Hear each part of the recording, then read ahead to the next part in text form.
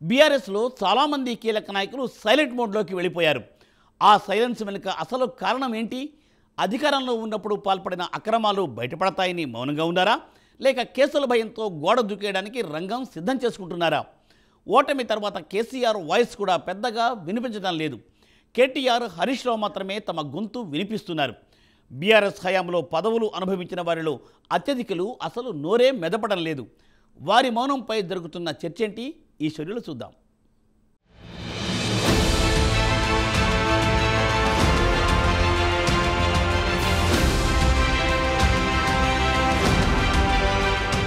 తెలంగాణ ఆవిర్భావం తర్వాత వరుసగా 2 సార్లు రాష్ట్రాన్ని గులాబీ పార్టీ నేతలు తమ అధికారం శాశ్వతమని గుడ్డి నమ్మకంతో వ్యవహరించారు.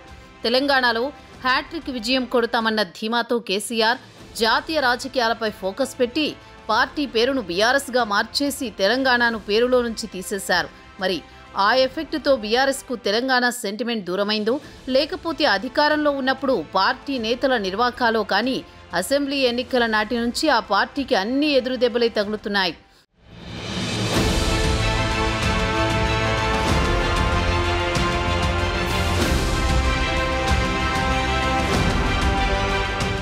ఓటమిని జీర్ణించుకోలేక బీఆర్ఎస్ అధినేత కేసీఆర్ ఫామ్ హౌస్కే పరిమితమయ్యారు. ప్రజాక్షేత్రానికి పూర్తిగా దూరమైన ఆయన అసెంబ్లీ సమావేశాలప్పుడు కూడా మొదటి రోజు హాజరై వెళ్లిపోతున్నారు. ప్రధాన ప్రతిపక్ష నేత హోదాలో ఉన్న అసెంబ్లీకి దూరమవడంతో అసెంబ్లీలో ఆ లోటును మాజీ మంత్రులు కేటీఆర్, హరీష్ రావులు తీర్చే ప్రయత్నం చేస్తున్నారు. బయట కూడా ప్రభుత్వ వైఫల్యాలను ఎండగడుతూ ఆ ఇద్దరి వాయిస్ వినిపిస్తున్నారు.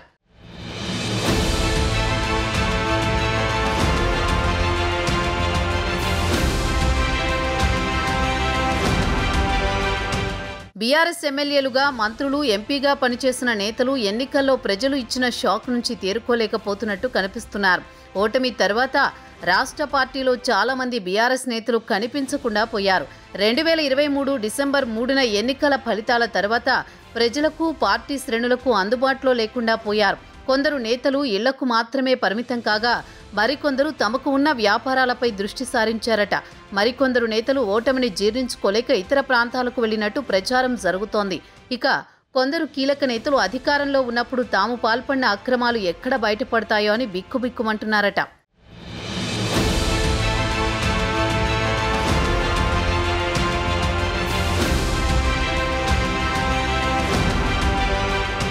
పలువురు నేతలు ఇప్పటికే పార్టీ మారిపోయారు. బీఆర్ఎస్ నేతలు గప్చుప్ కావడంతో క్యాడర్ దారి ఎటు అనే చర్చ జోరుగా సాగుతోంది. గెలిచిన కాంగ్రెస్ నాయకులు, కార్యకర్తలు ఉత్సాహంతో ముందుకు సాగుతుండగా బీఆర్ఎస్ కార్యకర్తలు ఆందోళనలో ఉన్నారు. టీచర్లు, గ్రాడ్యుయేట్లు, కోటా ఎమ్మెల్సీ ఎన్నికల్లో పార్టీ పూర్తిగా చేతులెత్తేసి పోటీకి దూరం అవడంతో పార్టీ శ్రేణులు పూర్తిగా ఢీలా పడిపోయాయి.